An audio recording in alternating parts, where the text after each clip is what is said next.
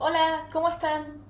Bueno, en este video vamos a ver un proceso de referencia para construir grafos de conocimiento. Nos basamos en este paper que se ve en pantalla y este paper presenta una serie de pasos para construir un grafo de conocimiento que, si bien menciona que es empresarial, a nosotros nos va a servir mucho porque todos estos pasos están muy bien definidos y además se emplea una metodología ágil, ya que funciona por iteraciones y quizás en la primera iteración resulte un grafo muy pequeño, pero a medida que se vayan haciendo más iteraciones, este grafo puede crecer, puede mejorar, se pueden corregir errores. Así que nos pareció una metodología muy interesante para tener de referencia y empezar a aplicar nuestros propios grafos de conocimiento, por más pequeños que sean, no importa.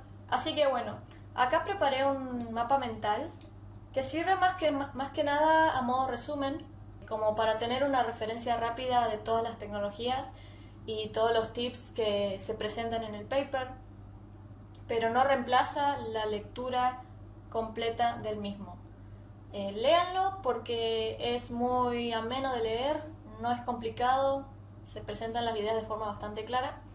Bueno, en el centro del mapa mental podemos ver un resumen de algunos conceptos que son centrales en todo este tema de construir grafos de conocimiento. Este anillo de color azul tiene todos los pasos de la metodología que se presenta en el paper. Sin embargo, para arrancar vamos a recordar un poco de qué se trata todo esto, ¿no? Por un lado tenemos los grafos de conocimiento, que es súper importante porque es lo que vamos a terminar construyendo. Y bueno, los grafos de conocimiento son un modelo de datos donde lo más importante son las relaciones entre todas las entidades o todos los datos que estemos modelando en el grafo. Justamente explotando la capacidad de los grafos. Un grafo de conocimiento no deja de ser un grafo, una estructura de datos de toda la vida, con aristas y vértices. Los grafos de conocimiento superan a los modelos relacionales tradicionales en el sentido de que son muy flexibles y muy ideales para incorporar y integrar datos de distintas fuentes, cuando también esas fuentes representan a los datos de distintas maneras. Los grafos de conocimiento no imponen un esquema estricto y es muy fácil seguir agregando nodos, seguir agregando enlaces, sin necesidad de responder de forma tan rígida a un modelo como como pasa en las bases de datos relacionales. Entonces tenemos estas ventajas que son esenciales hoy en día, que los datos se generan a una gran velocidad y es necesario incorporar datos de distintas fuentes para enriquecer el conocimiento que tenemos del mundo. Por esto es tan importante los grafos como estructura y los grafos de conocimiento para almacenar datos.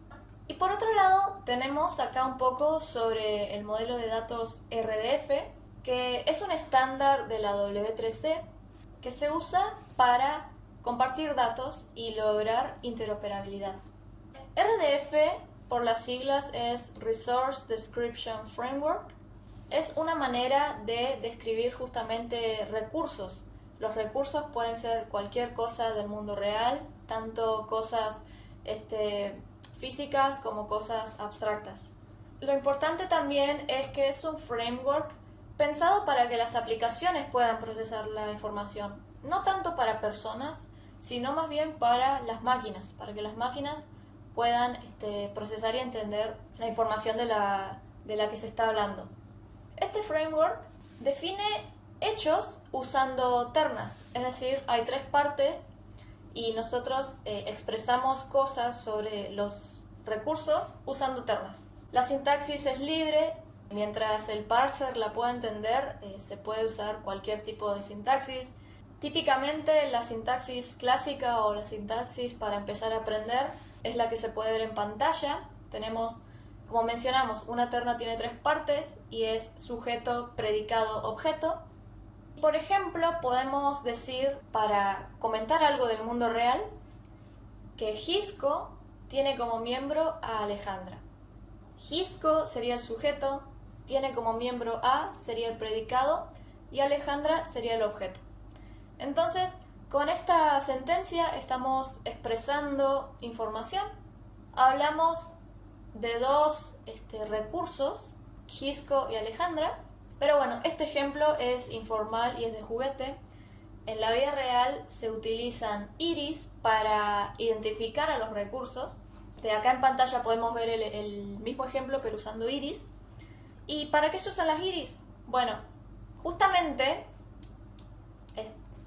cuando los recursos están identificados con iris, es muy fácil enlazar datos y seguir expandiendo el conocimiento que se tiene de las cosas.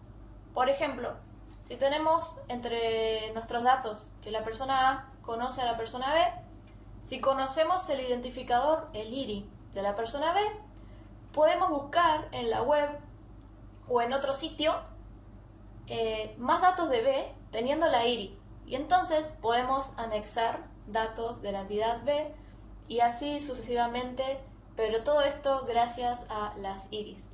Quizás hayan escuchado también el concepto de URI. URI e IRI se podrían usar intercambiablemente, hacen referencia a lo mismo, es una forma de identificar a los recursos, solamente que la IRI permite caracteres extraños, por ejemplo, otros alfabetos como el chino, el japonés o emojis, pero la idea es la misma, ¿bien? ¿Qué tienen que ver los RDFs? Bueno, las ternas representan una relación entre dos recursos y esto se puede traducir muy fácil a un grafo que lo denominamos grafo RDF. Lo pueden ver en pantalla. Esta es la forma de traducir una terna a nodos y enlaces. Entonces, teniendo un conjunto de ternas, podemos empezar a armar nuestro grafo. Así sería el ejemplo usando nuestro ejemplito anterior de Gisco y Alejandra. Otra parte del mapa mental es el esquema y la semántica donde se menciona OWL y RDFS. El paper menciona ambos y se puede elegir cualquiera de los dos para trabajar. OWL es más rico y más poderoso que RDFS. Pero bueno, ¿qué son estas cosas? Ambos son estándares de la W3C para desarrollar ontologías. ¿Y qué son las ontologías? Bueno, las ontologías nos proveen formas de construir vocabularios para poder representar conocimiento y caracterizar las entidades y sus relaciones. ¿Por qué necesitamos vocabularios? Primero que nada, el framework RDF o el modelo RDF solo nos dice cómo expresar información de recursos. Es decir, nos dice usa una terna, escribí ternas y en lo posible usa iris para identificar a los recursos. Pero únicamente diciendo esto, la máquina, la computadora, no puede hacer suposiciones de las cosas. Entonces, RDF se combina con vocabularios para dar información semántica. Bueno, ¿y qué son los vocabularios? Los vocabularios son una colección de iris que se puede usar con los grafos RDF y están compuestos por clases, por propiedades, por relaciones y otros elementos para poder expresar reglas y la semántica del dominio en el que estamos trabajando. Con RDF, por ejemplo, hace un rato establecimos que Gisco tiene como miembro a Alejandra. Pero si nosotros empezamos a pensar en algunas preguntas, por ejemplo, ¿es válido decir que Alejandra es miembro de Gisco? Es decir, sería como la forma inversa de representar la sentencia que dijimos anteriormente. ¿Podría un amigo de Alejandra ser miembro de Gisco? ¿Podría el auto de Alejandra ser miembro de Gisco? ¿Podría Alejandra ser miembro de su auto? Bueno, nosotros como personas podemos responder a estas preguntas, quizás en el sentido de que solo las personas pueden ser miembros de Gisco y quizás, personas que tengan estudios relacionados a los sistemas de información o formar parte de la Universidad Nacional del Comahue. Las máquinas no pueden saber esto. Si no definimos reglas de inferencia, las máquinas no pueden descubrir nueva información o relaciones que están implícitas, escondidas en las ternas. Así que por esto es tan importante usar vocabularios. Esto a modo de introducción.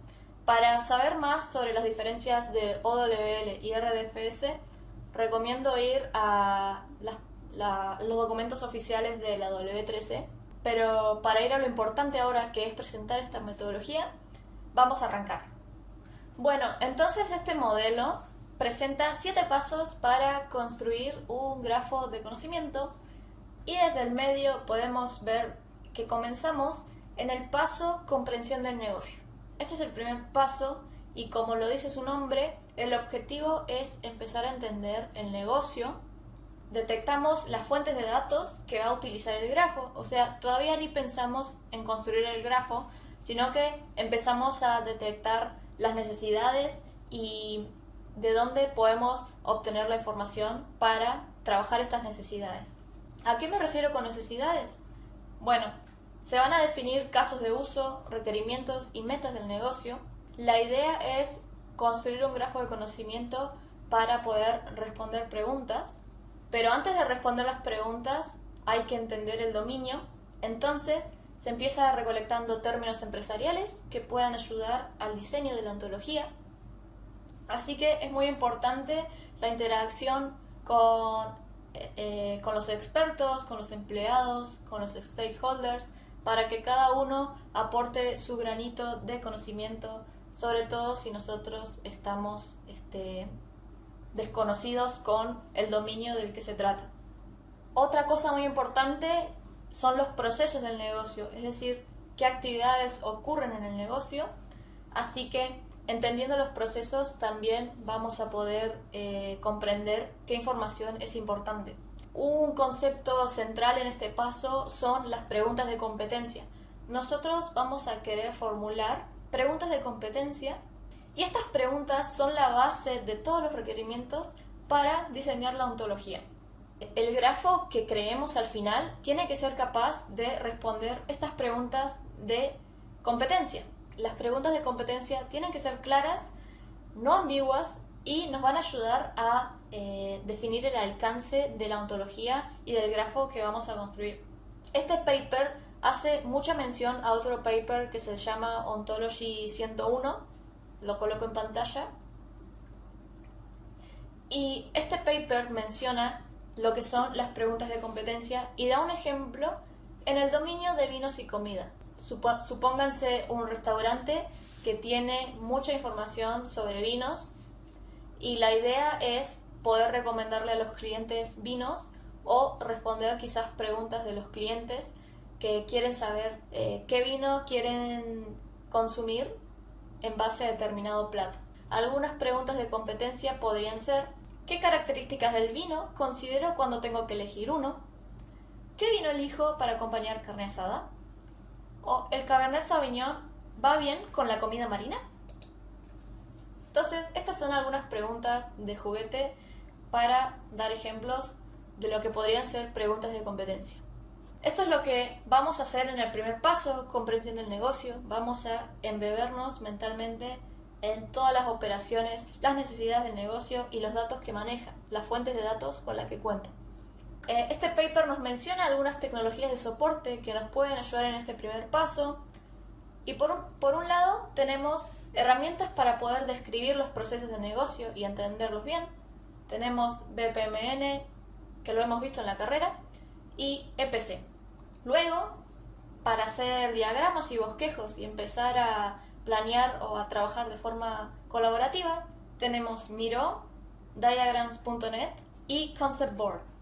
A su vez, este paper menciona algunas dificultades clásicas en este paso. Una de ellas es priorizar qué preguntas son las más importantes, y a su vez detectar algunas preguntas que quizás el grafo de conocimiento no va a ser capaz de responder, quizás porque requieren un análisis más profundo y estadístico. Esto quizás en la primera iteración sea muy complicado, pero ya en las sucesivas iteraciones, donde uno tenga más claro todo el panorama, estas preguntas se pueden empezar a descartar. Bueno, tips: usar métodos ágiles, que todo este proceso en realidad es un método ágil, pero hay que recordarlo siempre para no tratar de hacer todo un grafo funcional de una, sino que empezamos con algunas preguntas que son las más importantes y después se pueden agregar más preguntas y empezar a refinar cualquier cuestión de la información que maneja la organización. Bueno, continuando con el siguiente paso, tenemos la comprensión de los datos, donde a partir de las fuentes de datos identificadas en el paso anterior, empezamos a recolectar los datos más relevantes para los casos de uso y las preguntas de competencia que también definimos en el paso anterior. Estos datos pueden provenir de diversidad de fuentes, como pueden ser los sistemas ERP de la empresa, almacenes o lagos de datos, sistemas de producción, entre otros. Es importante poder evaluar la calidad de los datos. Podemos medir esta calidad en base a algunos atributos típicos, por ejemplo, la completitud de los datos. Algunas tecnologías de soporte para este paso: tenemos por un lado los diagramas UML para poder entender la relación de los datos. Es importante que se comprendan los datos con los que se trabaja para poder empezar a construir la ontología. Entonces esta herramienta nos puede ayudar a que este proceso sea más fácil. Luego tenemos OpenRefine para explorar los datos y algunos scripts para analizar los datos. Tenemos Jupyter y Python. Las dificultades de esta etapa es que el trabajo manual se subestima. Las fuentes de datos pueden ser muy grandes y pueden tener muy mala calidad porque hubo mala gobernanza de datos o una mala gestión de los datos. Así que los datos pueden estar muy complejos, pueden no tener documentación y todo este trabajo va a recaer sobre nosotros y lo tenemos que hacer de cero. Es un esfuerzo extra porque la empresa no lo tenía de forma ordenada y organizada. Los tips que nos presenta este paso es analizar la calidad de entrada de los datos, porque esto nos ayuda a estimar si los objetivos son factibles.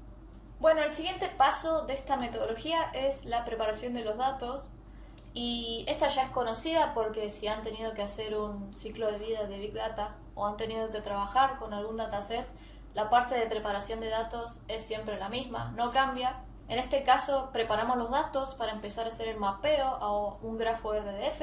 Incluimos limpieza, integración, reestructuración, preprocesamiento. Algo muy interesante acá es que las fuentes de datos que tengan modelos relacionales deberían de normalizarse, porque un formato normalizado complica el mapeo a RDF. Entonces, bueno, de esta manera, si se quiere decir, podemos ensuciar un poquito la relación de los datos, pero para poder hacerlos más flexibles y adaptarlos más fácil a un grafo RDF. ¿Cuáles son las tecnologías de soporte? Para limpieza y transformación tenemos nuevamente Python y Jupyter. Tenemos la librería Pandas. El paper menciona un cliente de base de datos, HeyDSQL. Como dificultades, poder revelar y solucionar los problemas de calidad de los datos. Otra de las dificultades es hacer un proceso ETL antes del mapeo RDF, o conviene hacer un procesamiento y a medida de que se procesen los datos mapearlos a RDF. ¿Qué tips nos presenta el paper? Bueno, ya lo mencionamos, pero es que las tablas de base de datos denormalizadas son más fáciles de mapearse a RDF. Bueno, ahora el cuarto paso, y quizás donde las cosas empiezan a ponerse interesantes. Ahora sí empezamos a meter mano en lo que son las ontologías. Y este paso 4, modelado, nos permite empezar a trabajar en base a todo lo que ya hicimos antes: los casos de uso, los requerimientos, las preguntas de competencia, la información que tuvimos, los datos ya preparados y ya limpios. Todo esto se combina para empezar a crear un modelo minimal de datos. Con minimal se refiere a empezar a crear un modelo que tenga lo justo y necesario para poder empezar a responder las preguntas de ontología, las preguntas de competencia, perdón. Y si no, empezamos a hacer un esfuerzo extra que por ahora no vale la pena. en las siguientes iteraciones podemos empezar a extender estos modelos. Nos dice el paper que podemos crear un modelo entidad de relación para empezar a destacar las entidades importantes, sus relaciones y sus propiedades.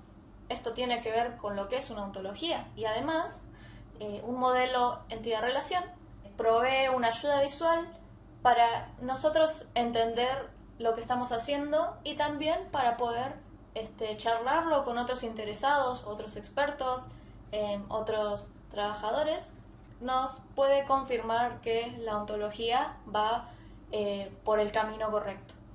También se menciona al principio o en el centro de este mapa mental que se puede modelar la ontología usando los lenguajes RDFS o OWL.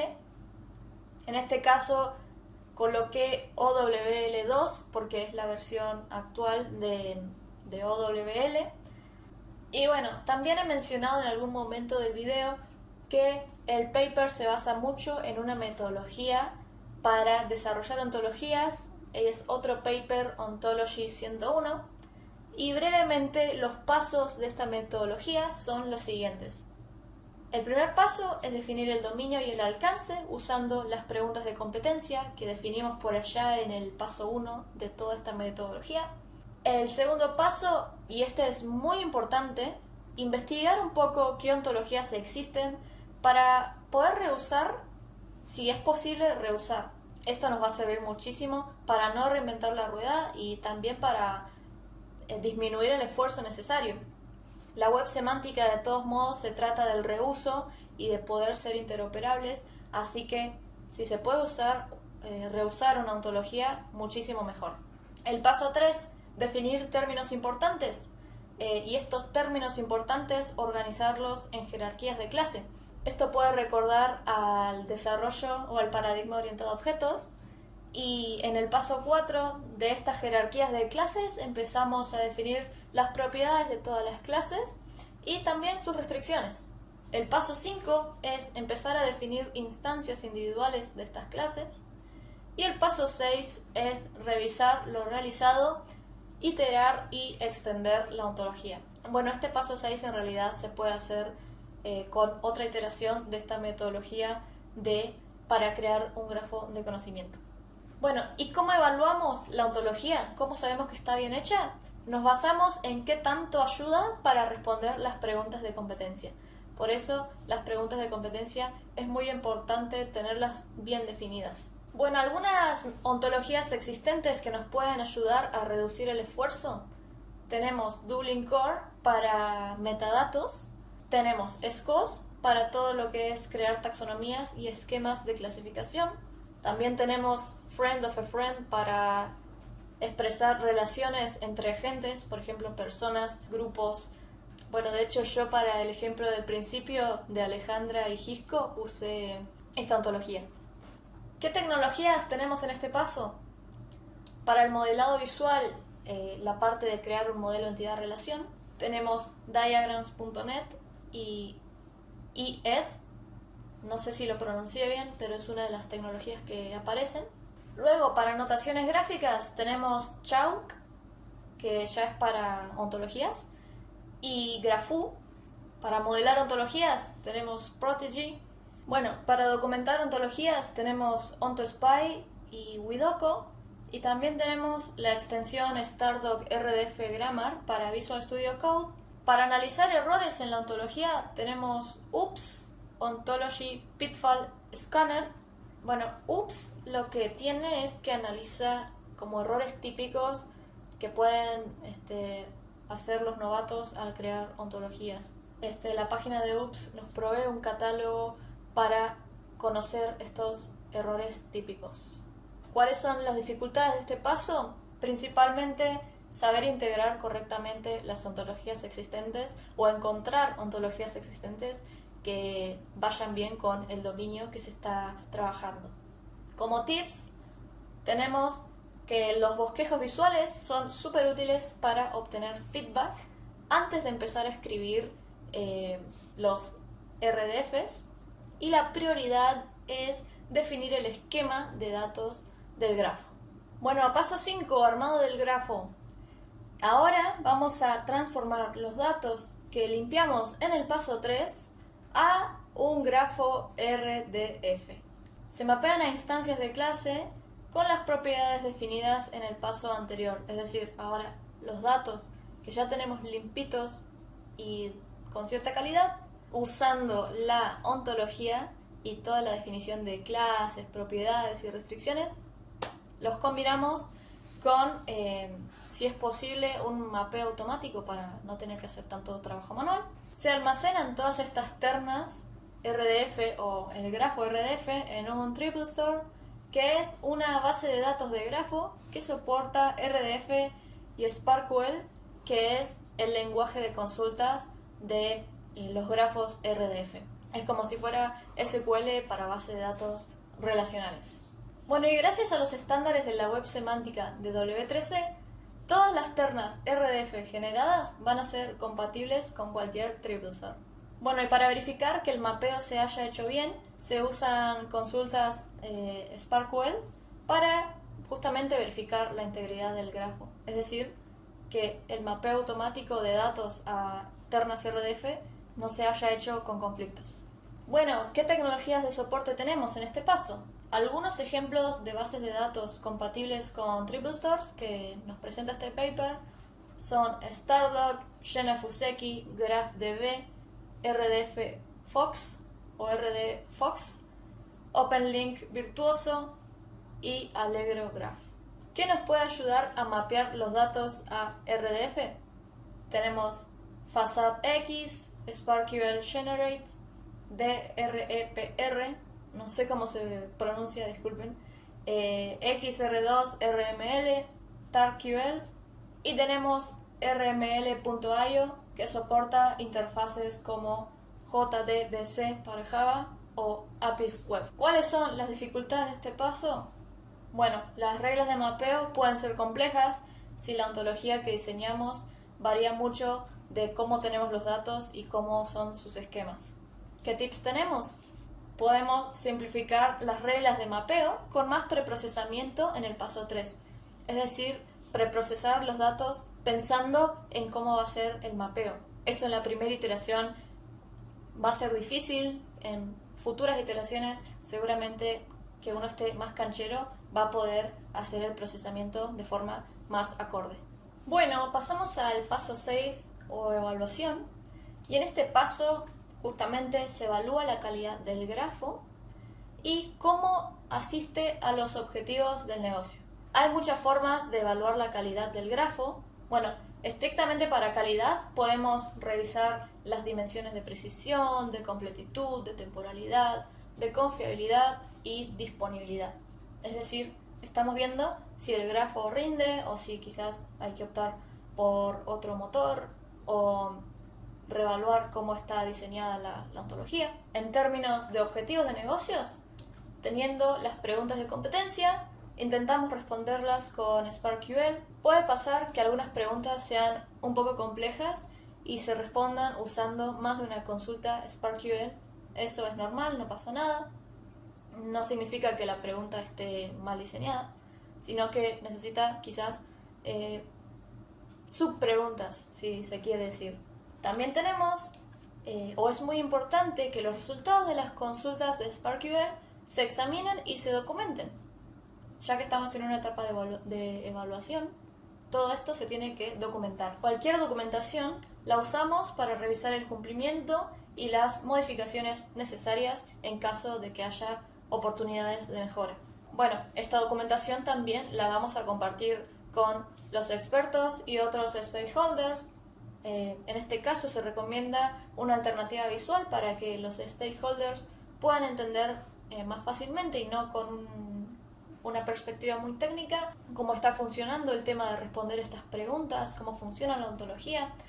Podemos destacar las clases y las relaciones relevantes con formas o colores que las destaquen, o usando query builders visuales.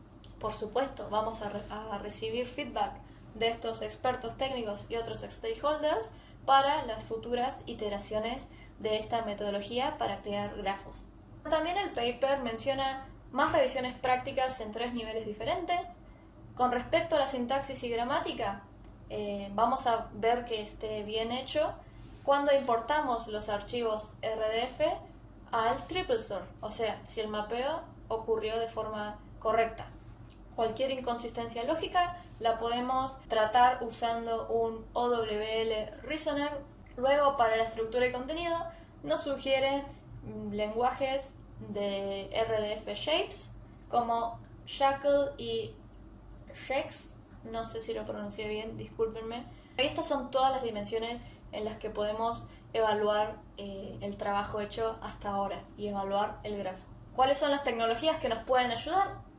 Lo mencioné hace un ratito. Para evaluar la estructura y el contenido tenemos Shackle y Shex.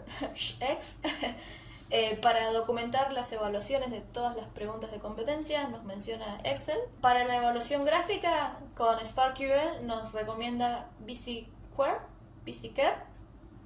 Nuevamente disculpen si lo pronuncié mal. Y como cliente de SparkQL tenemos a JustGUI.